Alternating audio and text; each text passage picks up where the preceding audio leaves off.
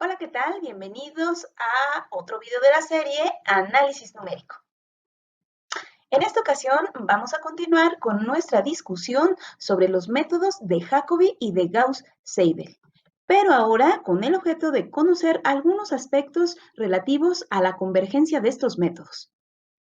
Para ello tenemos programada la siguiente agenda. Primero, vamos a hablar sobre los criterios de convergencia para estos métodos para después presentar la demostración de estos criterios, concretamente para el caso del método de Jacobi, ya que la demostración para el método de Gauss-Seidel es análoga. ¿Están listos? Bueno, pues entonces comenzamos. Para determinar la convergencia de los métodos de Jacobi y de Gauss-Seidel, nos apoyaremos sustancialmente en el concepto de dominancia diagonal de una matriz. Supongamos que tenemos a una matriz cuadrada de n por n, es decir, de n filas y n columnas, y vamos a decir que la matriz en cuestión, la matriz A, es la notación que estamos empleando en pantalla, es diagonalmente dominante si para toda i se satisface esta desigualdad.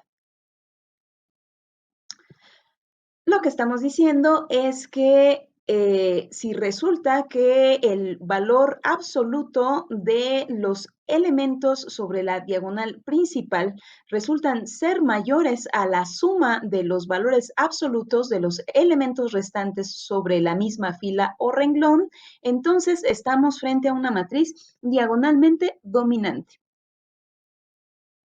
Y cuando esto ocurre, pues podemos garantizar la convergencia tanto del método de Jacobi como en el método de Gauss-Seidel. Como ustedes recordarán, en la parte 1 de este video resolvimos un ejemplo tanto por el método de Jacobi como por el método de Gauss-Seidel. Y en ambos casos se observó convergencia, ¿correcto? Pues bueno, si nosotros hubiésemos aplicado para este ejemplo el criterio de la dominancia diagonal descrito en la diapositiva previa, podríamos haber anticipado la convergencia en ambos casos. Aquí en pantalla vemos precisamente, a manera de ejemplo, la matriz de coeficientes del sistema de ecuaciones lineales de dicho ejemplo. Y simplemente observamos la aplicación del criterio.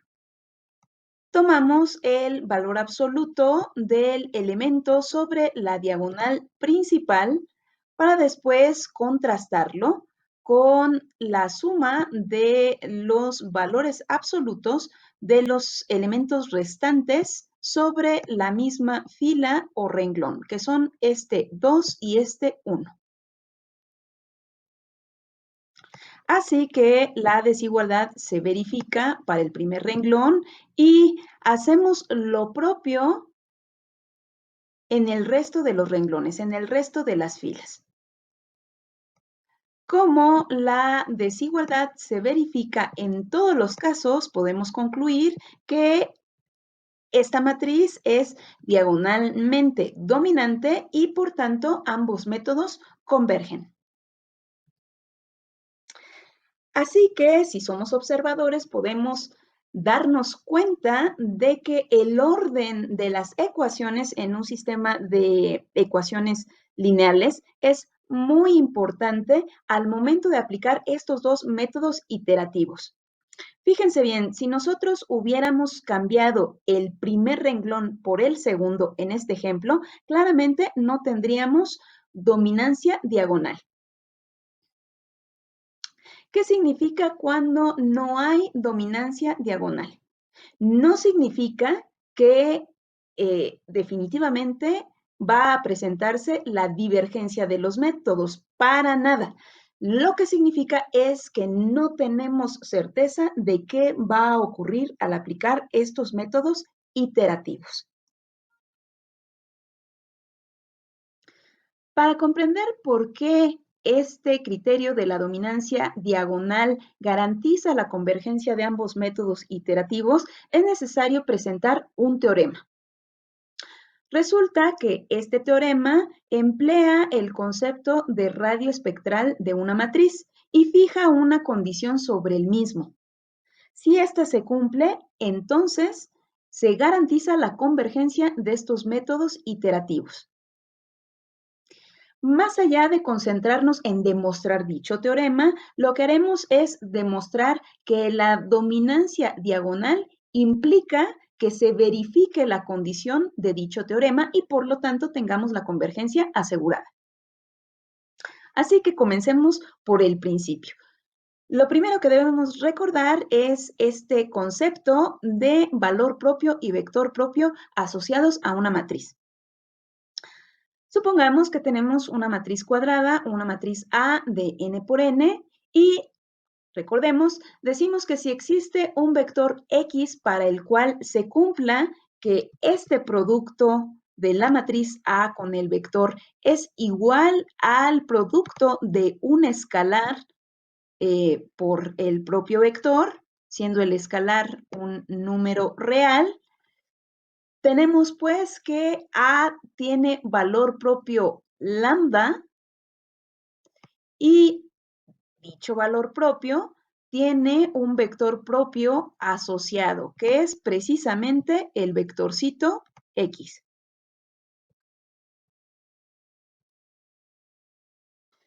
Si nosotros nos damos a la tarea de calcular todos los valores propios de una matriz A, entonces tendremos que hallar todas las raíces de un polinomio característico, definido como el determinante de la matriz A menos lambda veces la matriz identidad. Eso es lo que hemos estudiado en nuestros cursos de álgebra lineal.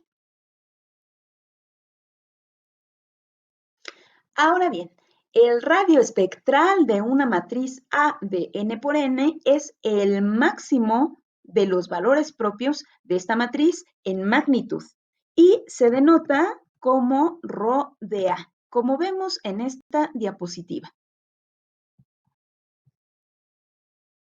Aquí está el dichoso teorema. El teorema nos dice que si tenemos un sistema de ecuaciones lineales con una matriz A de coeficientes de n por n y resulta que su radio espectral es estrictamente menor que 1, siendo el vector B de términos independientes arbitrario, entonces para cualquier semilla inicial, esta iteración va a presentar convergencia. Es decir, va a haber convergencia tanto por el método de Jacobi como por el método de Gauss-Seidel.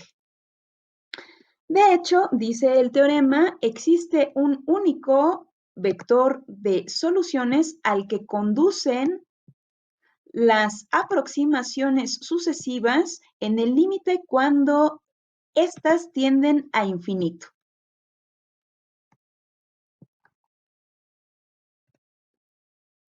Así que en lugar de demostrar este teorema, como decíamos, nos vamos a enfocar en demostrar que la dominancia diagonal implica que se verifica esta condición.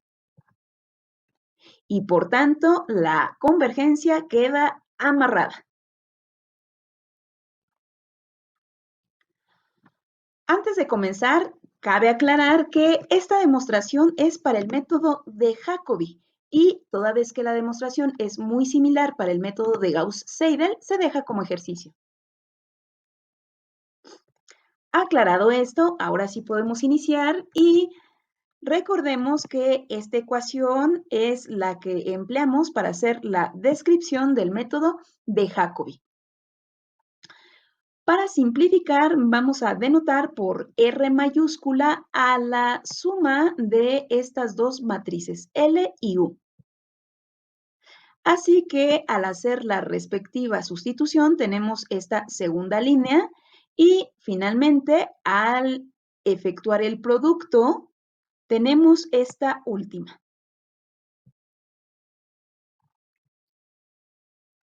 De manera que si ustedes se fijan, este producto genera una matriz A prima y este otro producto genera un vector B primo, ¿cierto? Así que tenemos una descripción iterativa como la que ocupa el teorema que acabamos de mostrar. Por tanto, lo que hay que probar es que el radio espectral de este producto es menor estrictamente a 1. Aquí nos hemos deshecho del signo, este signo que vemos acá, porque acabamos de decir que el radio espectral es el mayor de los valores propios en magnitud de la matriz en cuestión. Así que este signo, de momento, podemos descartarlo.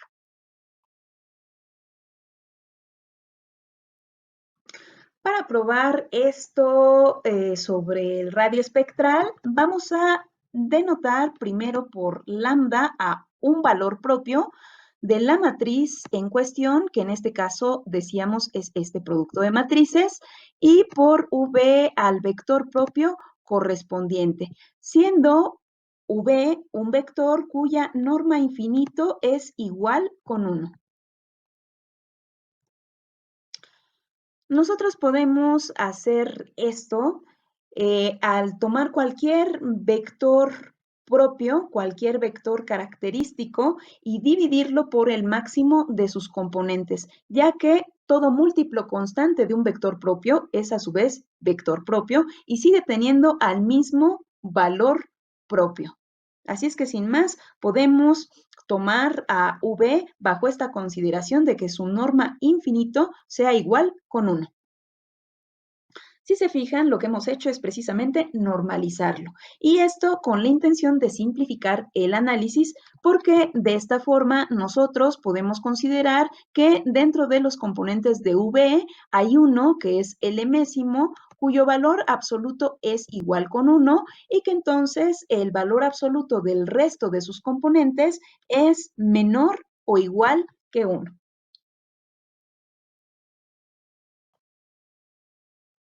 Así que sin mucho, cada una de estas V sub I en magnitud empatarán en magnitud con B sub M. De manera que podemos afirmar que en definitiva el máximo componente en magnitud del vector propio V es el enésimo. Eso es lo que estamos tratando de amarrar con este argumento. Ahora bien, por definición de valor propio, tenemos pues esta ecuación vectorial para este escenario, ¿cierto? Esta ecuación vectorial nos exige manejar n ecuaciones. Desde esta línea, si nosotros pensamos en el valor absoluto del segundo miembro, tendremos que el máximo se presenta en la enésima ecuación, es decir, la que cuenta con el término v sub m.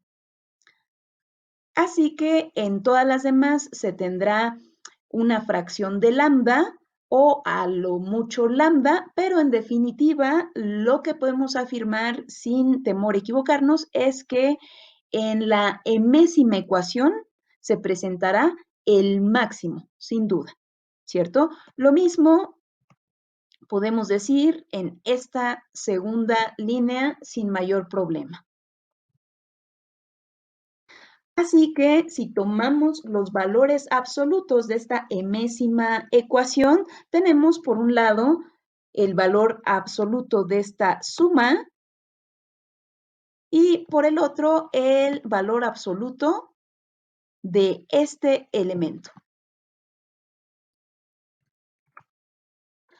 Puesto que cada una de las v sub i son en magnitud menor o iguales que 1, para toda i distinta de m, el valor máximo del primer miembro es este.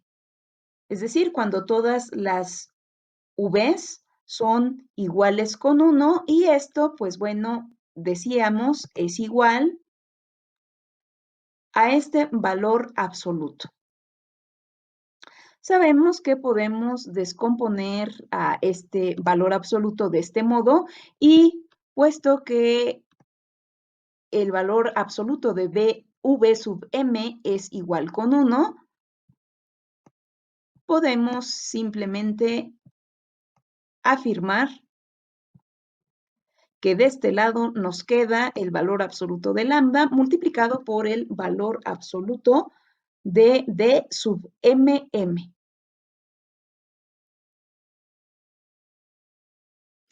Bajo las consideraciones que indicábamos en la diapositiva previa, lo que acabamos de obtener es esta igualdad. Así que si la matriz en cuestión es diagonalmente dominante en sentido estricto, por definición tendríamos esta desigualdad. ¿Cuándo es que se cumple? Bueno, si tenemos que el valor absoluto de lambda por el valor absoluto de d sub mm es menor estrictamente que el valor absoluto de d sub mm, es porque definitivamente el valor absoluto de lambda es estrictamente menor que 1. Como lambda es arbitraria y decíamos que el radio espectral de una matriz es el máximo de los valores propios en magnitud de una matriz, concluimos que el radio espectral, en este caso, es menor que 1, como deseábamos probar, ¿recuerdan? Y al ser una condición del teorema anterior, tenemos pues que la convergencia está asegurada por el método de Jacobi.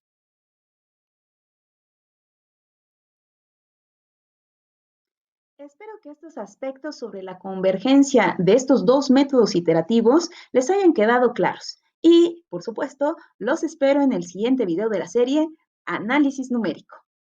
Hasta pronto.